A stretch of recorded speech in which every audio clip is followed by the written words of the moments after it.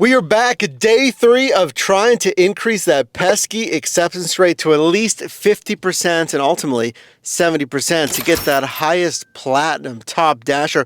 Right now I'm going online here in Pittsburgh, Pennsylvania, sitting at 37%, and basically I'm going to accept like everything I get to increase that as fast as possible. So you and I can answer that question: is, I guess, silver, gold, and platinum worth it? You're surprised, I'm surprised. First offer, it took a couple of minutes here, but it's an actual restaurant DoorDash. It's not a shop and deliver, and it's not going that far. Oh, by the way, I'm testing something. So some of you, thank you for sharing here. Great Pittsburgh Potholes told me to do the earn by time versus earn per offer, and that should be better to increase your acceptance rate. Like, I get it, you can only decline once on earn per time, so I get that. But anyway, yeah, I'm like accepting everything. So McDonald's, I don't care. We're getting paid, again, $19 per hour in this case. There's $2 hourly peak pay. First offer, let's increase that AR. I took a risk on the McDonald's pickup. I did the drive-through. Normally not something I'd recommend. There was only one car ordering whenever I pulled up. I thought there was no one there, but there was one car. Actually, it took basically the same amount of time that you'd have in the lobby in this case.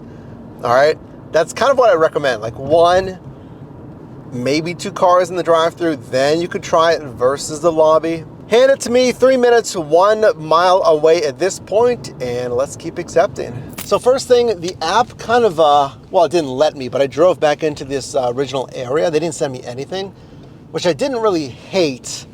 But then I got this order here. Going downtown, not my ideal, but you know, hey, we're trying to increase the acceptance rate, so I took this one. All right, I mean, it was ready immediately, so that's good, but again, it's going downtown.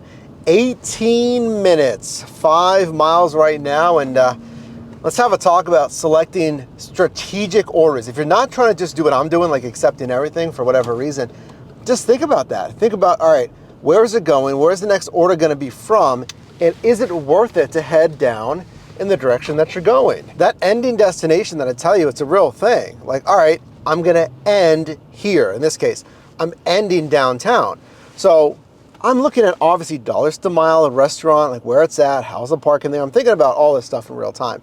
But that ending destination, how is parking there? Is it gonna be busy there? Is it gonna be in no man's land? Kind of like the last one, it was taking me like 15 minutes out of kind of the city center here. So right as I was finishing the delivery here downtown, I immediately got another one, which I liked, and actually I liked even better that it did take me out of downtown. I mean, ideally, like really though, ideally you want rapid fire orders that are really short. So if they sent me like really, really close orders, like bouncing around downtown, crossing the river here, ideally that would have been even better if we're just trying to increase acceptance rate. Knock on wood, so far they've all been immediately ready. 9 minutes, 4.6 miles. Guess down below though, we're trying to get 50 or 70% eventually AR. And I started this shift with what, 37%? So what do you think I'm gonna finish this shift with? Because it's a rolling basis of your last 100, but the more of these I do, the more I accept, you know, it's gonna be more and more front loaded with accepts versus declines. Welcome to the suburbs of Pittsburgh. Look how far away I am right now. And again, I knew this. Now, here's the thing. I wanted to switch zones because I was kind of feeling like, all right, you know what? I want to drive suburbs today. It didn't let me. When does it let you switch zones? So typically, they're going to have what I've always called a shift audible, like audible shifting to a different sub-marketplace, usually when it's busy enough.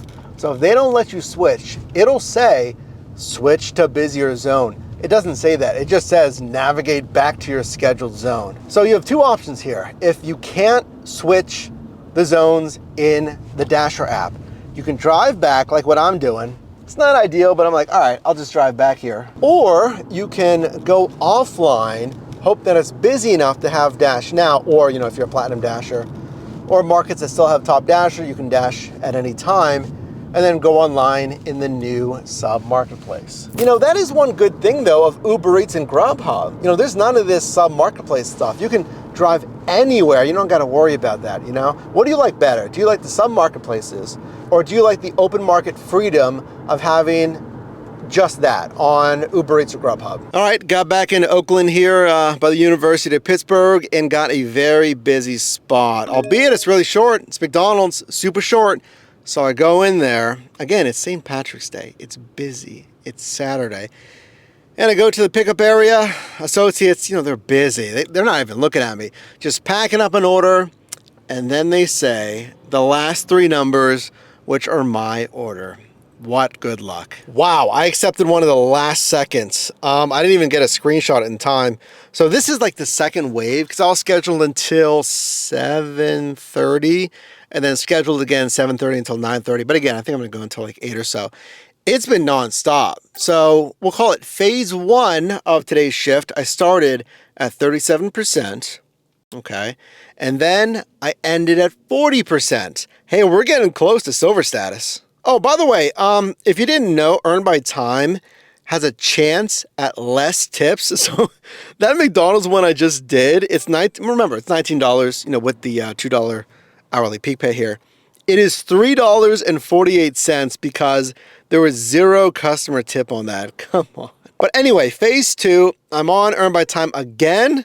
So Bubble Bee, let's do it. All right, all done. Here's the numbers, 8 p.m. on the dot. And acceptance rates now at, what did I end at? I think like 41%. We're getting there. I'm gonna hit silver status. And what that does is get me the first level of priority access to the higher paying orders. But just a note on that last delivery, it was to a technical school that I've never delivered to before and had a lot of security. So in that case, like, don't just kind of go in there and not even sure have any idea where to deliver. So there was a, whatever you want to call it, kind of a attendant at the gated entryway. Just ask questions, say, hey, is this such and such address? He said yes. And in this case, the customer actually met me right there, right at the kind of gated entry when I could just hand it to them, which was nice. I had a very similar thing happen in San Diego when the delivery destination was for an army base. And those can get tricky with clearance. Am I allowed to be here? Where am I supposed to go? So if you have anything like that with more security, ask questions. Because I know it seems very easy on the app, deliver here, ask, make sure to get permissions if you need it.